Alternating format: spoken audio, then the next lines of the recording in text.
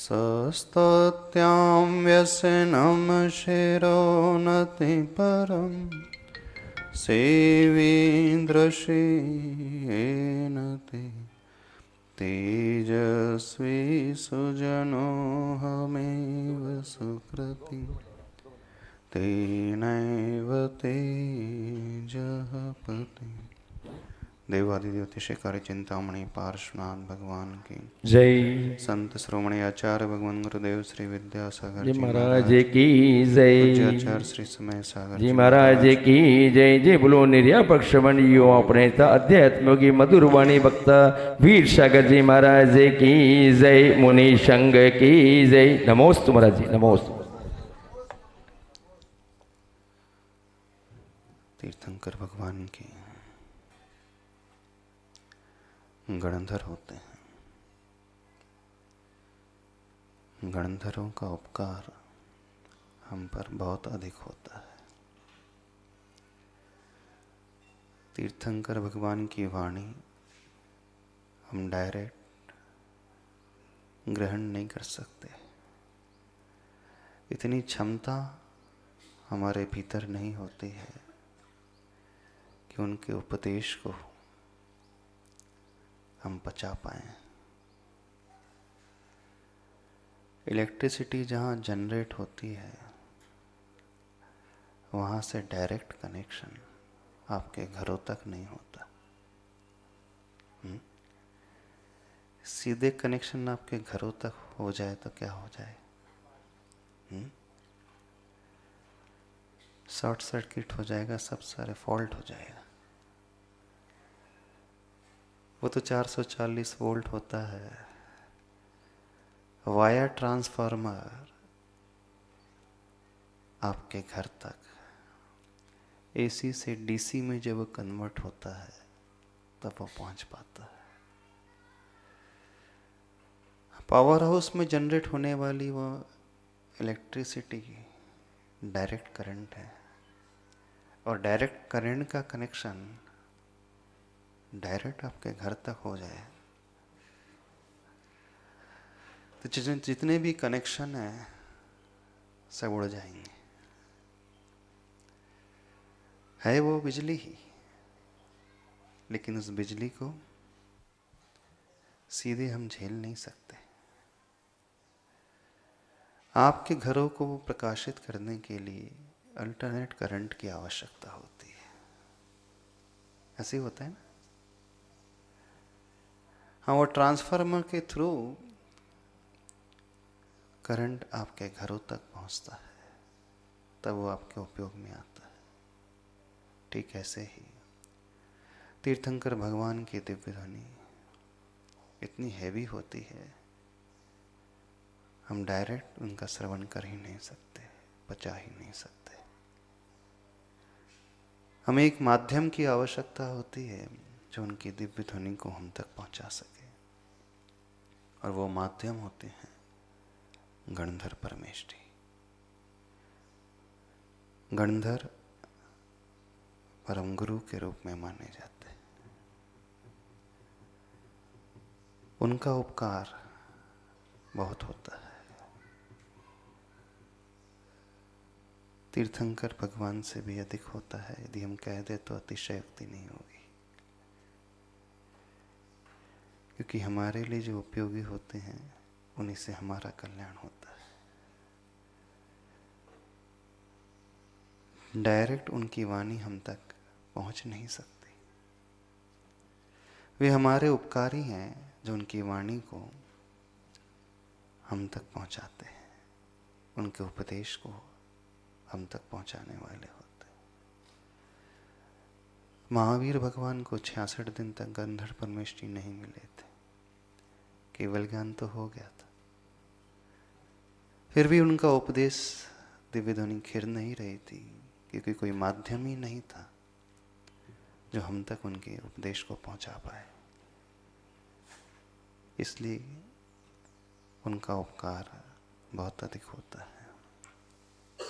वे गुरु के रूप में माने जाते हैं। इसलिए सर्वप्रथम कोई भी कार्य करने के पूर्व मंगलाचरण में हम गुरु को स्मरण में लाते हैं। भारतीय संस्कृति में कहा जाता है श्री गणेशाय नमः, कहा जाता है ना। वे गणेश का रूप कुछ अलग ग्रहण करते हैं, पर गणेश गणधर ही होते हैं, जो गणों के ईश होते हैं, गणों के स्वामी होते हैं। मुनियों के समूह के स्वामी ही गणधर या गणेश कहलाते हैं। तो प्रारंभ गुरु को नमस्कार करके होता है। गणधर परमेष्ठी दीक्षा लेते ही श्रुत केवली हो जाते हैं, 63 रिद्धियों से सहित हो जाते हैं। तिलयोपन्नति ग्रंथ में आता है उसी भाव से वे मोक्ष को भी जाते हैं। दीक्षा लेने के पश्चात वे आहार ग्रहण नहीं करते, आहार की उन्हें आवश्यकता ही नहीं होती। ऐसा महान उनका चरित्र होता है, ऐसी उनकी साधना होती है। गणधर वलय व्रत भी होते हैं, सुना है ना? नहीं सुना? जो गणधर वलय व्रत को करता है, गणधर के पद को भी वह पा जाता है। वह भी एक भवावतारी ही पद होता है, उसी भव से वो मोक्ष जाने वाले हैं। वे महान मुनिराज, रिद्धि संपन्न मुनि महाराज होते हैं। सामान्य नहीं होते हैं, विशेष साधक होते हैं। 28 मूल गुण को पालने वाले होते हैं। दीक्षित होते ही 5 महाव्रत, 5 समितियां, 3 गुप्तियों को पालने वाले होते हैं। एरिया समिति आदि से चलने वाले होते हैं। 6 आवश्यक, 7 विशेष गुणों से सहित होते हैं। लेकिन उनकी साधना उत्कृष्ट कोटि की होती है, उनकी निर्लिप्तता बहुत ऊंची होती है। तो वो सामान्य मुनियों की श्रेणी में नहीं, विशेष मुनियों की श्रेणी में आने वाले होते हैं। हमारा कल्याण करने में तो सबसे ज्यादा अहम भूमिका गुरु की होती है ना? तीर्थंकर की नहीं होती। क्योंकि जो हमें खिला सके, हमारा पालन पोषण कर सके, हमें निर्देश दे सके, हमें दिशा दिखा सके, हमें चलना सिखा सके, तो प्रमुख रूप से उपकारी तो हमारे लिए वे गुरु ही होते हैं। ठीक है, तीर्थंकर उनसे बहुत महान होते हैं, बड़े होते हैं, केवली भगवान होते हैं, और कार्यकारी हमारे लिए वे गुरु होते हैं। इसलिए गुरु की महत्ता सबसे अधिक भारतीय संस्कृति में गाई गई है। गुरु गोविंद दो खड़े, काके लागू पाए, बलिहारी गुरु आपकी गोविंदियो, बताए नहीं बनाए वो बना देते हैं। गुरु ही भगवान बनाने वाले होते हैं। गुरु ही अंधकार से प्रकाश की ओर लाने वाले होते हैं। गुरु ही हमारे अज्ञान और मोह को नष्ट करके ज्ञान से और सम्यक से भरने वाले होते हैं। गुरु ही हमें चलाने वाले होते हैं। गुरु ही हमें राह दिखाने वाले होते हैं। इस कारण गणधर का पद अपने आप में बहुत महत्वपूर्ण पद होता है। ये सामान्य पद नहीं होता, बहुत महान पद माना जाता है। क्योंकि साक्षात कनेक्शन यदि तीर्थंकर का किसी से होता है तो उन्हीं से होता है। बाकी अन्य भी मुनि होते हैं, वे भी साधना करने वाले होते हैं, लेकिन डायरेक्ट कनेक्शन यदि किसी का होता है तीर्थंकर भगवान का, तो एकमात्र उन्हीं से होता है। वे ही उनकी ध्वनि को हम तक पहुंचाने वाले होते हैं। जब भी आपने प्रतिमानियों ग्रंथों का स्वाध्याय किया होगा, तो उसमें हमेशा समोसरण में जब भी प्रश्न पूछने की बात आती है, तो किससे पूछा जाता है? गौतम स्वामी से पूछा गया। देखना, तीर्थंकर महावीर से नहीं पूछा गया, गौतम स्वामी से पूछा गया, गौतम स्वामी उसका उत्तर देते हैं, मिलता तो भगवान से है लेकिन वाया गौतम स्वामी से हम तक पहुंचने वाला होता है।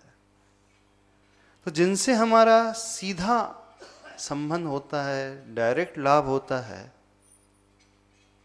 वे गौतम गणधर होते हैं अर्थात अथवा गणधर परमेष्टि होते हैं। इसलिए सबसे ज़्यादा उपकारी वे हमारे लिए माने जाते हैं। तो ये पद कौन पाता है, कौन सा जीव गणधर बन जाता है? वैसे सबकी भावना होती कि तीर्थंकर बने। आप लोग की भावना होती है तीर्थंकर? नहीं होती। पर तीर्थंकर की सीट्स लिमिटेड रहती हैं, गणधर की सीट ज़्यादा हो जाती है। वर्तमान 24 में कितने गणधर परमेश्वर पूजा करते हो ना गणधर? 1452 अथवा 1459 दोनों ही मत आते हैं। तिलोपन्नति ग्रंथ में 1459 गणधरों का वर्णन आता है। तीर्थंकर भले ही 24 है लेकिन उनके गणधरों की संख्या लगभग 1500 के आसपास हो जाती है। तो उस दृष्टि से देखा जाए तो गणधर बनना आसान है नहीं, सिलेक्शन उसमें कंपैरेटिवली इजीली हो जाता है। अब हर एक तो आईएएस नहीं बन पाता, क्यों चेतन जी? नहीं बन पाते ना। हाँ, तो आईएएस नहीं बन पाते तो आईआरएस भी है, आईपीएस भी है और बहुत सारी सीट्स होती है। पर वो सीट भी अपने आप में छोटी नहीं मानी जाती, चोटी की मानी जाती है। ऑलमोस्ट सिमिलर कैटेगरी ही होती है। जो ज्ञान तीर्थंकर भगवान को होता है, केवली भगवान को होता है, सेम ज्ञान गणधर परमेष्टि को भी होता है, श्रुत केवली को भी होता है। जो द्वादशांग का उपदेश तीर्थंकर भगवान देते हैं, वही द्वादशांग के पाठी ज्ञानी वे गणधर भी हो जाते हैं। बस अंतर इतना होता है कि तीर्थंकर भगवान का, केवली भगवान का ज्ञान प्रत्यक्ष है, आत्मा से होता है, और श्रुत केवलियों का जो ज्ञान होता है वो परोक्ष होता है, वो इंद्रिय और मन से होता है।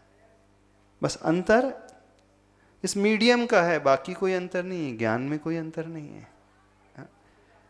सेम जो तीर्थंकर भगवान ने अपने उपदेश में दिव्य ध्वनि में कहा, पूरा का पूरा अक्षर सा ज्ञान जो है उन गणधर परमेष्टि को हो जाता है, श्रुत केवली को हो जाता है।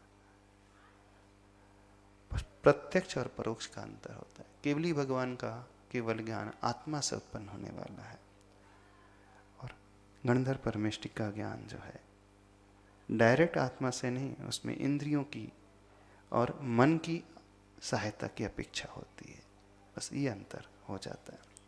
पर ज्ञानावरण कर्म का क्षयोक्षम यदि देखे तो उनका भी बहुत होता है, वो भी पूरा एज इट इज वर्णन कर सकते हैं, बतला देते हैं।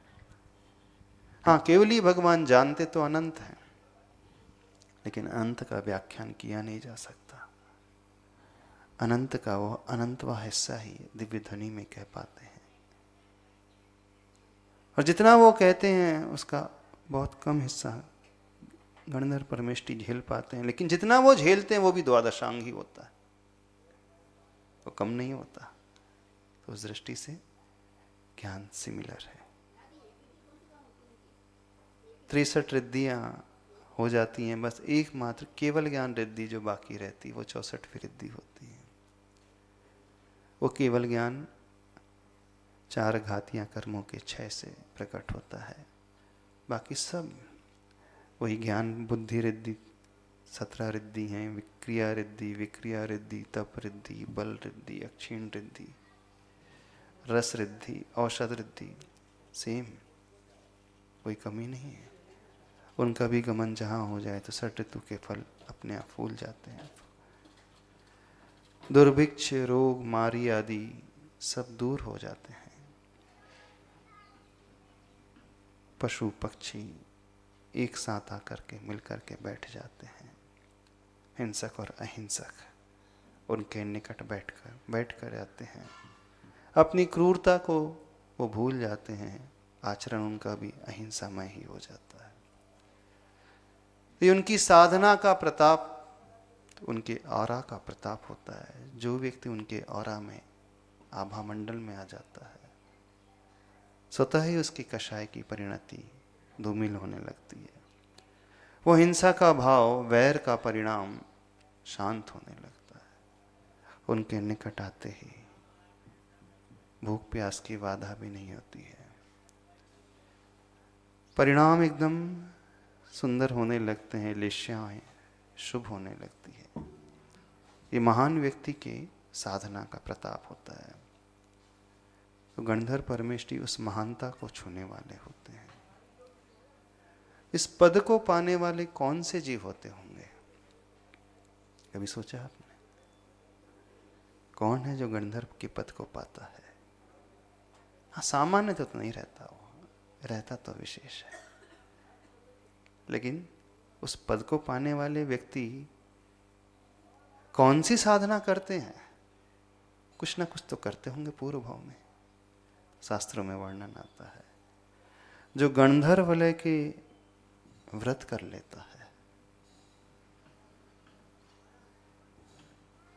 वो गंधर्व के पद को भी पा जाता है। गंधर्व वलय व्रत जानते हो?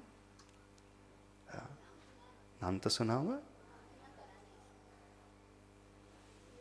64 उसके उपास होते हैं, वो 64 रिद्धि वाले उपास, 64 रिद्धि के उपास होते हैं ना, वही गंधर्व के उपवास गंधर्व वलय व्रत के माने जाते हैं। जब भी दीक्षा होती है, दीक्षा के पूर्व आचार्य भगवान ने हर ब्रह्मचारी से यही कहा था। हम लोगों को जब ब्रह्मचारी अवस्था में सबसे पहले आचार्य भगवान ने व्रत दिए थे, तो बोले नहीं, गंधर्व वलय के व्रत करना है। ब्रह्मचारी से कहा था, इसी की साधना करना है बोले। और जिस दिन वो उसका व्रत होता है, 64 रिद्धि की पूजन होती है, बोले दीक्षा के लिए जो विशुद्धि की आवश्यकता होती है, वो गंधर्व वलय व्रत के करने से बहुत ज़्यादा विशुद्धि बढ़ जाती है। क्योंकि जब इन व्रतों को हम करते हैं तो हमारा सीधा जुड़ाव उन महारिद्धि संपन्न मुनिराज से हो जाता है। क्योंकि गंधर्व बनने वाले जीव बहुत विशुद्धि वाले जीव होते हैं। उनकी अंदर की साधना बड़ी गहरी होती है।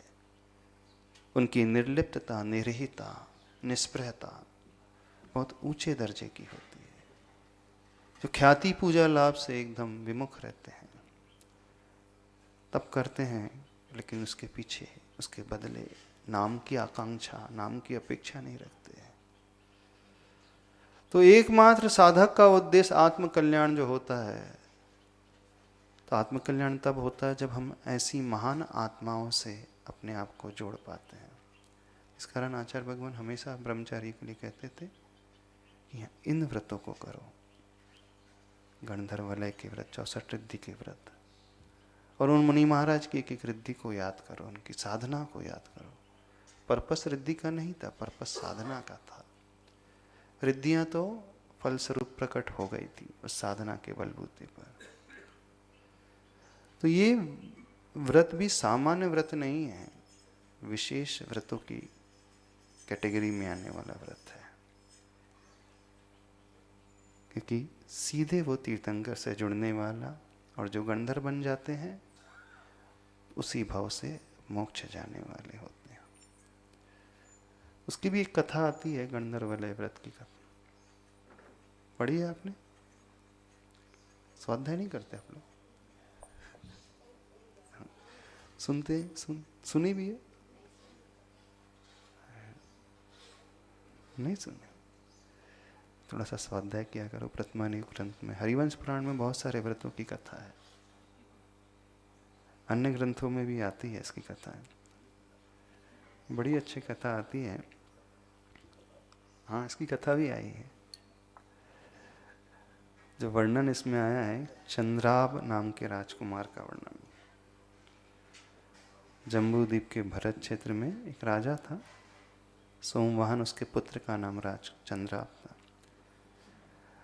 राजा को वनमाली ने एक दिन कमल का फूल पुष्प प्रातः काल आकर के भेंट में चढ़ाया। राजा ने उस पुष्प को अपने हाथ में लिया, सूंघ रहे थे। जैसी सुगंधी ली, दिखते क्या है कि कमल के अंदर एक भौरा मरा हुआ है। वनमाली ने तो सुंदर गुलाब उस पुष्प को दिया था, और राजा के मन में भी सुगंधी को लेने का भाव आया। दिखलाई सबसे पहले भौरा दिख गया और मरा हुआ। कैसे मर जाता है जानते हैं? बड़ा आश्चर्य होता है। भौरे की एक विशेषता होती है, लकड़ी को भी छेद करके वह बाहर निकल जाता। भौरे के पास इतनी शक्ति होती है कि लकड़ी में भी वो घर बना लेता अपना। लकड़ी जो एकदम सॉलिड होती, ठोस होती है, अपने उस पुरुषार्थ से उसमें छेद कर देता है। और आश्चर्य तब होता है जो लकड़ी को भी छेद करके घर बना सकता है, वो कमल की पंखड़ियों में कैसे फंस करके रह गया। क्या कमल की पंखड़ी को चीर करके बाहर नहीं आ सकता? कैसे फंस जाता है? क्योंकि कमल की विशेषता होती है, सूर्यास्त होते ही उसकी पंखड़ी जो है बंद हो जाती है। वो भौरा बैठा तो था उस पराग के रस को लेने के लिए,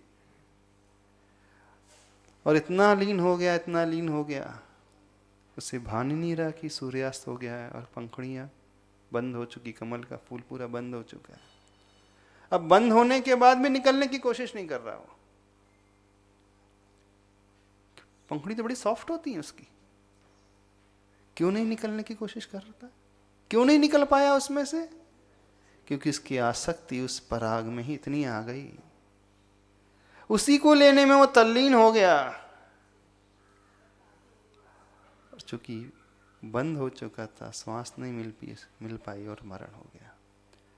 राजा ने जैसे उस भौरे को देखा, उसका चिंतन गया, संसार की दशा भी कैसी है। सामर्थ्यवान होते हुए भी एक छोटे से कोमल से फूल की पंखड़ियों में बंद होकर के अपने प्राणों को गवा बैठा। बड़ी विचित्र दशा है राग की भी।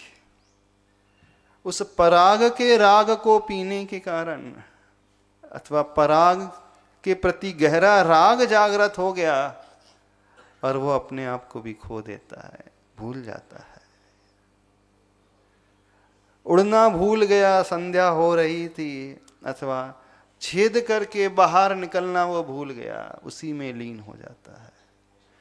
संसार की दशा, या यूं कहें संसारियों की दशा भी ऐसी ही है। राजा सोच रहा था, विचार है कहीं मेरी भी दशा तो ऐसी नहीं हो रही। इतने वर्ष हो गए मुझे राजपाट करते हुए, महलों में रहते हुए, भोगों को भोगते हुए, कहीं ऐसा ना हो कि जैसे संध्या काल में सूर्य अस्ताचल की ओर चला जाता है, वो अस्त हो जाता है और कमल अपने आप को खो देता है। हाँ, मेरे साथ भी ऐसा ना हो कि जीवन रूपी सूर्य, आयु रूपी सूर्य अस्ताचल की ओर आ जाए और मैं इन्हीं भोगों में लिप्त रहूं, उस पराग के राग में ही डूबा रहूं और अपने आप को खो दूं। भौरे का राग राजा के लिए वैराग्य का कारण बन गया, और राजा वहीं राजपाट छोड़ करके राजकुमार को राजा बना करके निकल जाते हैं, दीक्षित हो जाते हैं। आप लोगों को कभी वैराग्य आया क्या? कितने फूल सूंघे होंगे? फूल तो छोड़ो, फूलों का गुलदस्ता भी सूंघते होंगे। रोज बदलते होंगे अपने घर में, ड्राइंग रूम में, है ना? गुलाब, कमल, मोगरा, सनफ्लावर, लिली, जास्मिन, कौन कौन से।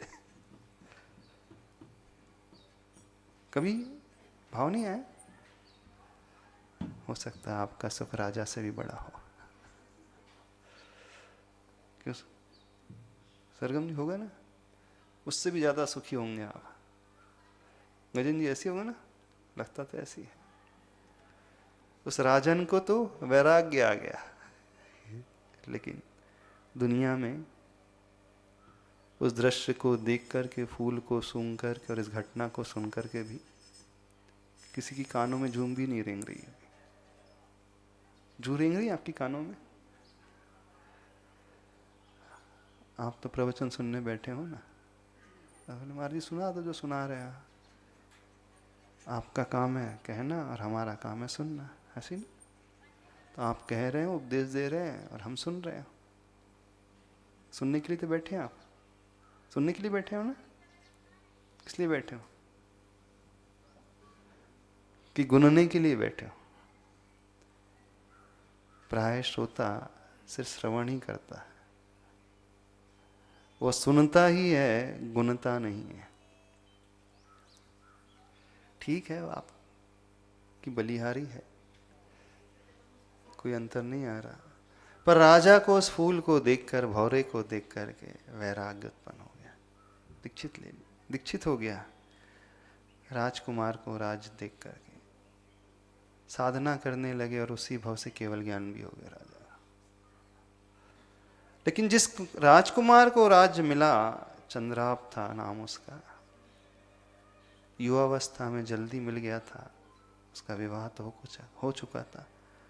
वो बड़ा भोगी किस्म का था, हमेशा सप्त व्यसनों में ही लीन रहता था। शिकार आदि करने जंगल में जाता, घूमते रहता। उसकी संगति भी ऐसी थी। एक बार शिकार करने के लिए जंगल जा रहा था, रास्ते में क्या देखा, एक वृक्ष के नीचे मुनिराज ध्यान अवस्था में बैठे। अब चूंकि राजकुमार जो राजा बना था व्यस्त नहीं।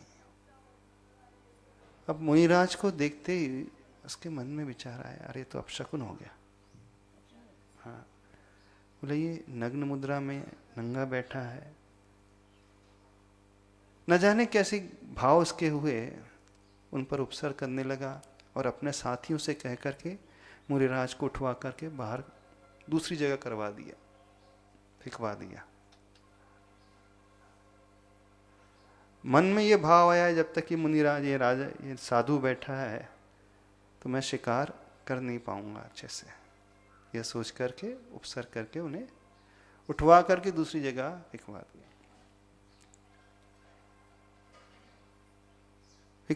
लेकिन उस दिन कोई शिकार हाथ नहीं लगा, मायूस होकर के लौट करके आया। कुछ ही दिनों के पश्चात पड़ोसी राजा ने आक्रमण किया इसके ऊपर, सारे राज्य को जीत लिया और इस राजा को पत्नी से भगा दिया, देश निकाला, जाओ तुम जाओ।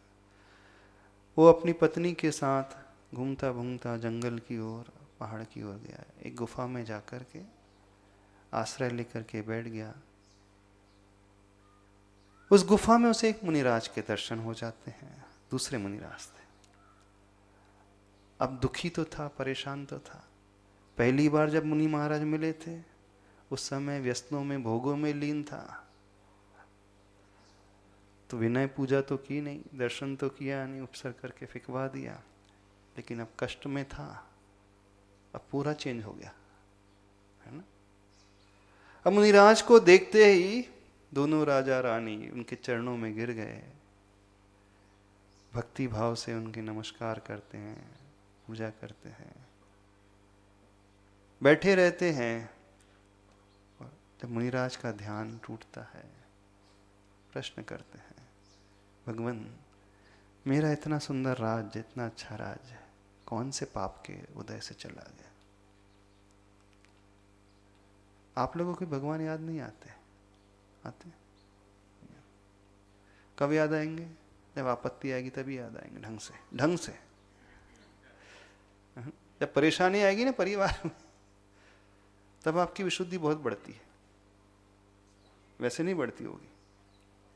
तब आपकी पूजा देखना कितनी अच्छी होती है, बड़े भाव लगते हैं। घर में बेटा बीमार हो तो देखो आपकी पूजा, उस दिन मन नहीं भटकेगा, कहीं भटकेगा?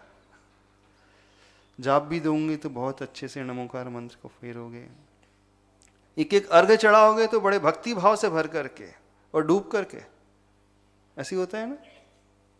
आर्ता नरा धर्म परा भवंती, दुखी जीव जो है स्वतः ही धर्म की ओर तत्पर हो जाता है, धर्म में डूबने लगता है, उसका मन लगने लगता है। और जब भोगों को भोगता रहता है, बड़े सुख के दिन रहते हैं, उस समय धर्म याद नहीं आता, आता भी है तो ऊपर ऊपर का फॉर्मेलिटी जैसा। अच्छा एक बात बताना, कौन सा धर्म अच्छा रहता है? जब आपका मन अच्छा लगता है वो वाला, कि जिस समय मन अच्छा नहीं लगता वो वाला? कौन सी पूजा अच्छी है? जब सुख के दिनों में आप पूजा करते हो वो अच्छी पूजा होती है, कि जब दुख के दिनों में करते हो वो अच्छी होती है? कौन से दिनों में अच्छी होती पूजा? दुख के दिनों में अच्छी होती ना पूजा, भाव से विशुद्धि से बढ़ करके होती है। जब सारी अनुकूलता परिवार में होती है उस समय उतनी विशुद्धि नहीं आती, होता है ना ऐसा? तो फिर क्या होना चाहिए हमारे जीवन में? जब दुख आए तो अच्छा है कि सुख आए तो अच्छा है? जब परिवार में परेशानी है तो वो अच्छा है कि सारी अनुकूलता बने रहे तो अच्छा है? अरे जब विशुद्धि से पूजा हो रही है, विशुद्धि से माला फिर रही है, विशुद्धि से सब धर्म की क्रिया हो रही है, तो वो ज्यादा बेटर है। थोड़ा तो जीवन में कष्ट बने रहना चाहिए ना। क्यों सर? अरे दुख के दिनों में जो विशुद्धि बढ़ती है सुख के दिनों में नहीं बढ़ती। देख लो, अजमा करके देख लो, आप स्वयं देखो। बीमार हो जाओ आप, फिर देखो आपका अभिषेक कितने अच्छे से होगा। बेटा बीमार है तो कितने अच्छे से शांति धारा करोगे, पूरे भावों से भर करके करोगे। और अन्य दिनों में ठीक है करोगे तो उस समय भी है, नहीं ऐसा नहीं कि नहीं करोगे, लेकिन ऊपर ऊपर होता है। तो जहां भगवान से ज्यादा जुड़ा होता, अच्छा जुड़ा होता, वो अच्छा है कि नहीं? तो जीवन में कठिनाइयां अच्छी होती कि नहीं? देखो उस राजा के साथ ऐसी हुआ, जब वो राज्य हार गया, अब वो मुनिराज को बड़े अच्छे से नमोस्तु कर रहा है, पूजा करता है, पूछता है भगवान क्या हो गया, मेरा राज चला गया। तो जीवन में कष्ट बने रहना चाहिए, परेशानी बनी रहना चाहिए, ताकि हम भगवान से अच्छे से जुड़े रहें। ठीक है ना? अरे हाँ, इतने कष्ट बने रहना चाहिए कि भगवान को अच्छे से पूछ सके, ज्यादा नहीं होना चाहिए। ठीक है, अब तो ठीक है, बियरेबल होना चाहिए, सहने योग्य होना चाहिए। हाँ, क्योंकि वो ही संतान बिगड़ती है, भोगों में डूबती है, जो सोने की चम्मच लेकर के पैदा होती है। जिन्हें बाप कमाई खूब मिलती है ना, खूब बिगड़ जाते हैं वो। और जहां थोड़ा सा अभाव रहते हैं वो लाइन से लगा रहता है बेटा। तो ऐसे ही उस राजकुमार राजा के साथ हो गया। अब उसके भाव बड़े अच्छे हो गए उन्हीं गुरु के प्रति, मुनिराज के प्रति। मुनिराज तो बदल गए थे। और दुखी मन से पूछता है भगवान, ऐसा कौन से मेरे पाप का उदय है कि मेरा अच्छा भला राज्य चला गया? आज मैं अपने राज्य से बेदखल कर दिया गया, भगा दिया गया। मुनिराज अवधि ज्ञानी थे, कहते हैं कुछ वर्षों पूर्व तुमने जंगल में मुनिराज को उस स्थान से भगाया था, याद करो वो दिन, उपसर्ग करके भगाया था। बस उसी दिन तुमने ये पाप बांध लिया था, ऐसा कर्म बांधा था, और उसी कर्म का फल आज तुम्हें मिला है। जैसे ही सुनता है अंदर सोचता भगवान कोई उपाय होता। आज मुझे बड़ा पश्चाताप हो रहा है उस दुष्कृत्य को लेकर कि क्यों मैंने किया है, मैं उससे ऊपर उठना चाहता हूं। कोई ऐसा उपाय बता दीजिए जिससे मेरा पाप का वो बोझ हल्का हो जाए। जो कर्म मैंने बांधा है, गलती तो मैंने बहुत बड़ी कर ली, क्योंकि उस समय मेरी संगति ही ऐसी थी, मेरी आदत ही ऐसी बन गई थी, व्यसनों में मैं डूबा रहता था। करुणा करके मुनिराज ने कहा, हे राजन, ऐसा करो, आप गंधर्व वलय के व्रत करें, उपवास करें, उससे विशुद्धि बहुत बढ़ेगी, आपके पापों का प्रक्षालन उसी से होगा। जो दुख आपके जीवन में आया है, दुख का बादल जो है संकट का बादल, उसी से दूर होगा। बड़े समर्पित भाव से उसने इस व्रत को ग्रहण किया और अपनी ससुराल में आ गया। अब व्रत का पालन करने लगा, उपवास करने लगा।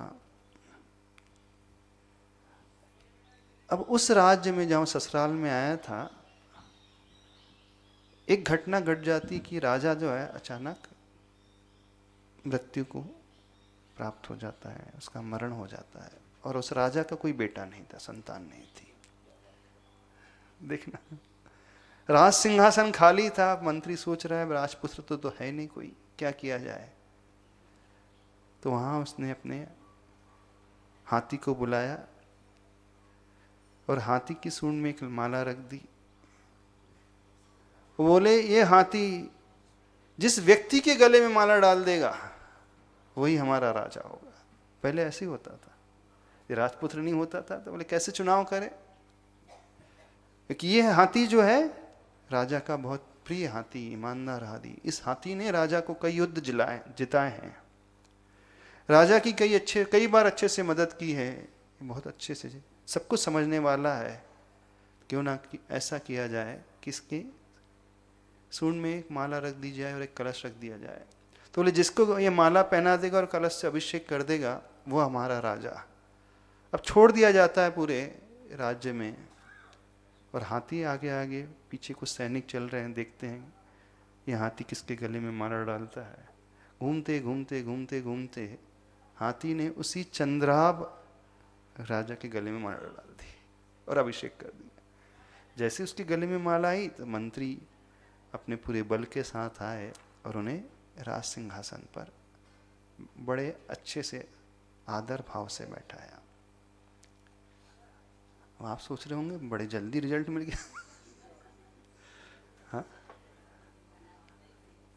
भावना नहीं भाई, व्रत तो शुरू कर दिए थे। आप सोच रहे होंगे ना महाराज जी ऐसा कुछ होता है कि तो हम भी शुरू करें। हाँ, क्यों सोच रहे होंगे ना कौन सा व्रत बता रहे हैं महाराज जी, बताओ, हम भी करने की सोच रहे हैं अब तो। गंधर्व वलय। पर उस चंद्राब राजा ने जो भाव रखे थे अपने उद्धार के, उसका भाव था कि मुझसे बड़ा अपराध हुआ है, गलती हो गई, उन मुनिराज के ऊपर मैंने उपसर किया। अपने स्थान से हटा करके दूसरी जगह उन लिखवा दिया। वो अंदर ही अंदर पश्चाताप की अग्नि में जल रहा था। उसका भाव था कि मैं उस अपराध के बोध से ऊपर उठना चाहता हूं, उसको शुद्ध करना चाहता हूं, पापों का प्रक्षालन करना चाहता हूं। और विशुद्ध भाव रख कर के मन में उसने मुनिराज से उपाय पूछा था। करुणा बुद्धि से मुनिराज ने कहा था कि इस गंधर्व वलय के व्रत को कर ले। 64 व्रत होते हैं। पर उसका पुण्य कुछ ऐसा जागृत हुआ कि उसे राजपाट मिल गया। इतना ही नहीं, जब राजा बन करके उस सिंहासन पे बैठा, उसे याद आया कि मेरा पुराना राज तो वो है। जाकर के फिर चढ़ाई की और वो राज्य भी जीत लेता। कथा कुछ इस प्रकार की है। पर प्रश्न हमें यहां पर ये लाना है, समझने की बात यह है कि जब कोई व्रत किया जाता है विशुद्धि से भर कर के, परिणाम अच्छे रखते हुए, तो उसका फल मिल जाता है। और वो राजपाट भी जीत लिया और उसके बाद इन व्रतों को और भी भक्ति भाव से भर करके करने लगा। और व्रतों को करने लगा। कुछ समय बीतते हैं, वर्ष बीतते हैं। राजा राजपाट को त्याग करके दीक्षित हो जाता है। देखना, समाधि पूर्वक मरण करता है, स्वर्ग में जाकर के उत्पन्न होता है। वहां से च्युत होकर के, इसमें नाम दिया है, विदेह क्षेत्र में एक राजा के यहाँ जन्म होता है। अपराजित उसका नाम रखा गया और अच्छे से राज्य करता है। और तीर्थंकर भगवान के समूह शरण में जाकर के दीक्षित हो जाता और गंधर्व के पद पर वह आसीन हो जाता। अपराजित नाम का राजा था। बहुत काल तक राजसुख भोग करके अंत में विमल वाहन नामक के ली के पास जाकर के दीक्षा ले ली और उनका गणधर बन करके स्वयं भी मोक्ष को प्राप्त कर गया। बात कुछ समझ में आ रही? नहीं आ रही? अब आप लोगों को कौन सी बात समझ में आ रही कि बताएं हम? हाँ, राजा राजपद मिलता कैसे है, तो वो व्रत करना है। वक्र बुद्धि वाले सब आप लोग क्या सोच रहे हैं? हाँ, वो वैभव कैसे मिलेगा महाराज जी? हाँ, गणधर वाले से वैभव मिलता है। आपकी दृष्टि में वैभव आ रहा होगा, यही आ रहा होगा ना? अधिकांश लोगों की दृष्टि में ही आएगा, क्योंकि जब भी आप प्रतिमानियों ग्रंथों का स्वाध्याय करते, कोई कथा को पढ़ते हो, प्राय व्यक्ति ललचा जाता है, लोभ उसके मन में जागृत रहता है, इस व्रत को करने से ये फायदा होता है। पर भाव समझने की कोशिश करना। उस चंद्राव राजा ने जो ये व्रत किए थे, उसका उद्देश्य जो उससे गलती हुई थी, अपराध हुए था, उसका पश्चाताप का था, शुद्धि का था। उस शुद्धि के भाव को रख करके उसने व्रत को अंगीकार किया था और बड़े भक्ति भाव से निर्दोष निरतिचार रूप से व्रतों का पालन किया था। तो भोग की सामग्री तो उसे पहले मिल गई, पर चाहा उसने ये नहीं था। उसको राजपद मिल गया विशुद्धि के माध्यम से, और भविष्य में जाकर के गणधर भी बनता है, उस पद को पाकर के मोक्ष को भी पा जाता है। तो इस कथा को सुनकर के भाव ये बनाना कि मैं भी वैसी विशुद्धि जागृत कर सकूं, ताकि आत्मकल्याण कर पाऊं। तो ये भाव लाओगे कि नहीं? कि राजपथ का भाव लाओगे, कि सेठ बन जाऊं, कि दुकान आ जाए, हाँ, कि कोई घर और हो जाए? कौन सा? परेशानी बस यही आ जाती है। थोड़ा सा यहाँ बहुत सारे लोग भटक जाते, तो भटकना यहाँ पर नहीं है, विशुद्धि को बढ़ाने के लिए व्रत करना है। और ये गणधर वलय का व्रत बहुत विशेष व्रत है, भोग और मोक्ष दोनों दिलाने वाला है। फल तो यही बताया जाए कि इससे सब कुछ मिलेगा, वो पद भी मिलेगा। तो उस विशुद्धि को लाते हुए ऐसे भाव सभी लोग जागृत करें। अपने देवाधिदेव श्री महावीर भगवान के, गौतम स्वामी गणधर देव की जय।